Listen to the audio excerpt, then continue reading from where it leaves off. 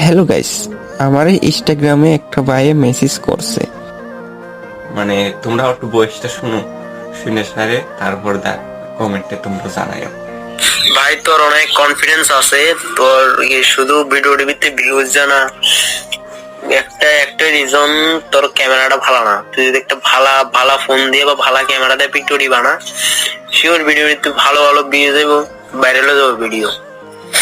একটা মোবাইল দিয়ে বা ভালো একটা ক্যামেরা দিয়ে তুই ভিডিও বানানো শুরু কর। যেহেতু তুই ফেসিবল করে ভিডিও বানাস, কনফিডেন্স আছে, লেগ হইতাছে ভাইরাল যাওয়ার সম্ভাবনা বেশি।